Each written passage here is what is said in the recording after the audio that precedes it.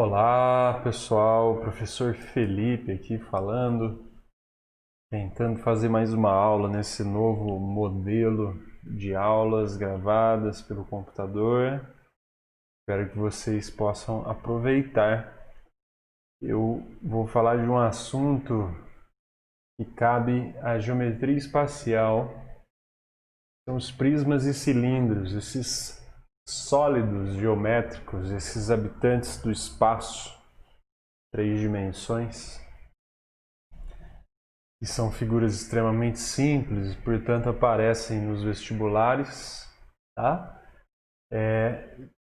Vamos começar falando, então, o que são poliedros, né? Poliedros, como o próprio nome sugere, são sólidos geométricos que possuem diversas faces poligonais.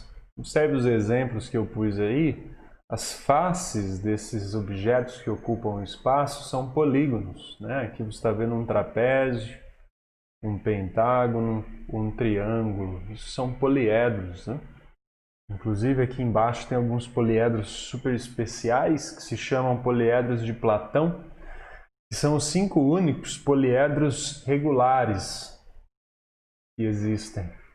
Regulares porque são formados por faces idênticas e todas polígonos regulares, aqueles polígonos que possuem todos os lados e ângulos iguais. Triângulo equilátero, quadrado, triângulo equilátero, aqui um pentágono, né? Regular e triângulo equilátero, mais uma vez, tá? Esses são os 5 poliedros de Platão, tá? Então, isso são poliedros. Tudo bem. E o que isso tem a ver com prismas e cilindros? Bom, com cilindros nada, mas com prismas tudo. Uma vez que os prismas simplesmente são poliedros, tá? E tem uma característica especial, digamos assim. Os prismas são poliedros, porque, observe, todas as faces são poligonais, tá? Então, os prismas estão dentro dos poliedros. Mas o que então um poliedro tem que ter de especial para ser chamado de prisma? Olha só, aqui dos poliedros, por exemplo, o único que é também um prisma, né? Pode ser chamado de prisma, é esse cara aqui, o hexaedro, é o cubo, né? Então, a característica especial desses tais prismas são esses 2 polígonos idênticos que aparecem paralelamente no espaço, tá? Você deve estar observando aqui, por exemplo, né? Esse polígono que aqui aparece, esse pentágono, que tem um idêntico a ele aqui embaixo. Então, esses 2 pentágonos idênticos e posicionados assim paralelamente é o que vai me permitir chamar esse sólido de um prisma pentagonal, tá? E observe que aqui eu também tenho um prisma pentagonal. A única diferença é que ele é oblíquo, né? Apesar das faces pentagonais serem idênticas e paralelas, elas estão deslocadas uma da outra, de modo que as arestas laterais que unem uma base à outra não fiquem perpendiculares ao solo, ok? Já nesse caso, aqui eu tenho um prisma reto, né? As arestas laterais já compõem a altura. Nesse caso não, nesse caso eu precisaria traçar aqui essa altura de alguma forma para descobrir a distância entre as 2 faces pentagonais idênticas. E essas faces idênticas que aparecem lá em cima e lá embaixo são as bases. É claro que não precisa estar em cima e embaixo, né? Um erro que se comete muito é dizer que a base é aquilo que está no solo. A gente, no nosso dia a dia, tem muito esse hábito, né? De que o que está no chão a parte do objeto que está no chão que é a base.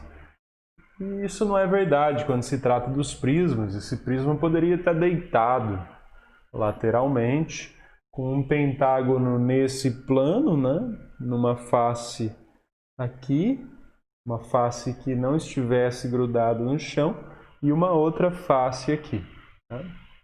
Então, o que ficou de fundamental aí nessa primeira conversa é que as bases dos prismas são esses polígonos idênticos que estão posicionados paralelamente no espaço.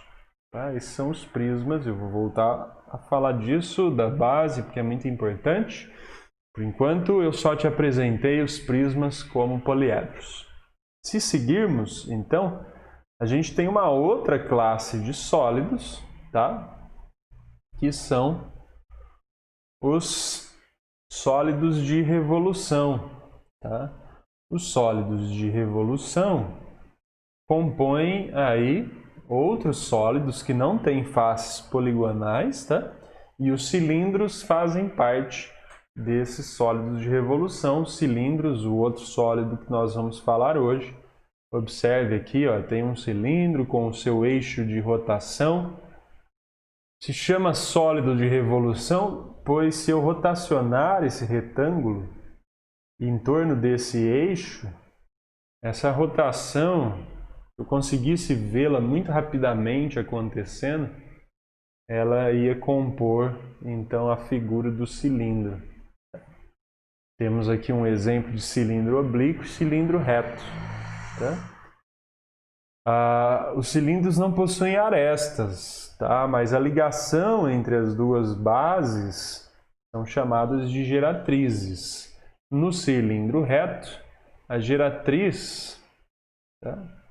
É a própria altura. Observe, a geratriz, só um minuto, é a própria altura. Bom, não estou conseguindo riscar aqui, mas vocês estão vendo aqui, a geratriz é a própria altura, né? Agora eu acho que vai. E aqui não, né? A altura é a distância entre os planos das bases e a geratriz ela é oblíqua. Esses infinitos segmentos que unem uma base à outra são oblíquos. Tudo bem? Perceba que são sólidos com uma certa semelhança, mas completamente diferentes, né? Eu acho que o que lembra um do outro e o que faz muitas vezes a gente trabalhar esses assuntos ao mesmo tempo é o fato dessas bases idênticas posicionadas em planos paralelos. E os cilindros também possuem, que no caso são os dois círculos idênticos posicionados em planos paralelos. Tudo bem? Então essa é a introdução aos dois assuntos que nós vamos tratar hoje, a apresentação, tá? Espero que você continue, porque nós vamos conceituar muito bem esses dois sólidos.